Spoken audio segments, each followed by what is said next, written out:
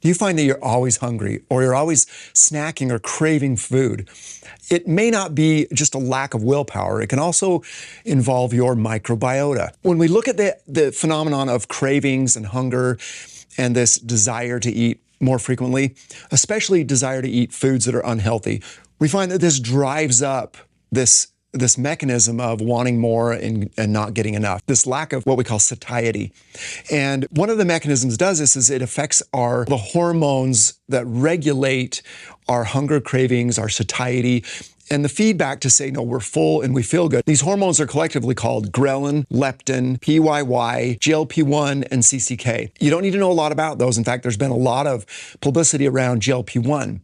And it's not the only hormone that drives these types of phenomenon like hunger and suppression of hunger. These hormones need to be regulated, and one of the more important aspects of this regulation is our microbiota. Our microbiota and their metabolites, meaning that when we eat foods, our microbes convert them into thousands of different metabolites, and these metabolites have significant impacts on our response to food and our response to cravings.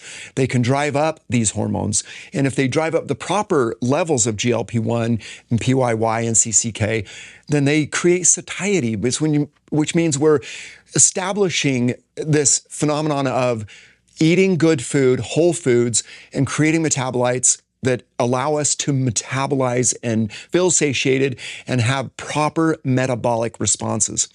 And yet, if we are eating the wrong foods, there are new organisms that are introduced in a metabolic way, and they colonize our gut, and they will drive up hormones that increase our desire, increase our need for sugars and fats.